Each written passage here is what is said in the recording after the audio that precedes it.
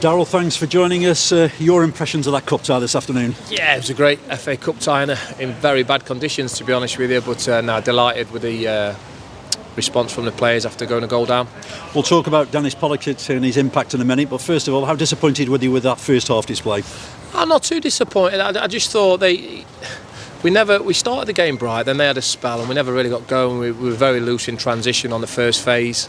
We didn't look after it enough, and we knew we had to dig in deep second half. The key message was make sure they don't get a second goal and we'll get chances.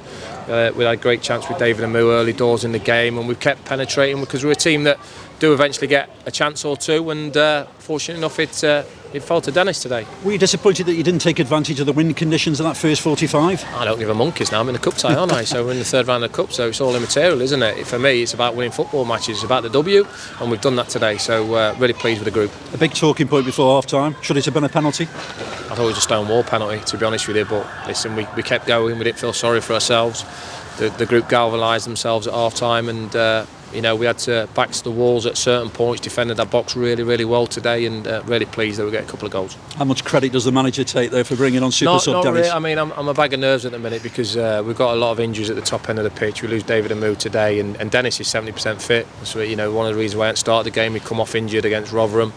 He's taken a penalty with his left foot yesterday because of his right groin. So we're certainly suffering at the top end, but Dennis is a tremendous talent. I just can't afford to risk so many forward-thinking players, having already lost 3 centre forwards. And, it looks like I've lost a fourth now, so I'm trying to tread careful as I possibly can. I'm sure my supporters will be saying, why is he not starting? And I get that, but I've got to be careful. We've got a league campaign, we've got game after game coming up, we've got the Christmas period, and unless somebody's opening the transfer window up a little bit early, we're going to have to manage one or two. Does that show the kind of spirit, though, that epitomises a player like David? It's a fantastic spirit, really good spirit. And the pleasing thing for me is for our supporters, I think we've had some really tremendous away support this season. And I pick out 2 games, Oldham and Sutton, where we've been done in the last minute injury time. And today to come back and win the game for them, they kept behind the lads, were singing all game. So really pleased that my fans go home happy. David Amu, what's his injury? Hamstring. Well, that could be a few weeks. I guess you won't know at the moment, though. Yeah, I know. We might have to get some drugs into it or something. Someone's going to have to remarkably happen to me centre forwards. But we'll keep working away. We'll find a way. It's up to me and my coaching staff to find them ways. And to be fair, testament to the group.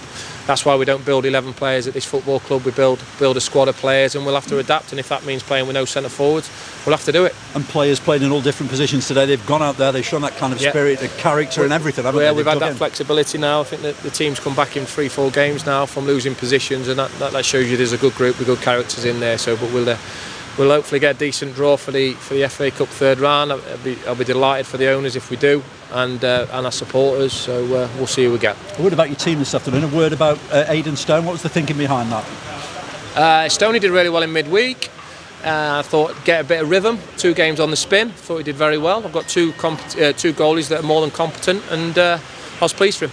Who would you like in the third round now? A home tie to reward the supporters? Let's have the new Man United manager away. Now, listen, I'd just be delighted to get a big team away from home that gets some much revenue into the football club. So, but we're just pleased to be in the out. Just finally, that's what it's about now, isn't it? Getting that little bit of extra cash in January that might boost your funds as well. Yeah, well, we're going to need it, that's for sure, because like I said, with the injuries we've got. So, I've got tremendous backing from the owners here, tremendous people. So hopefully we get a good draw from them.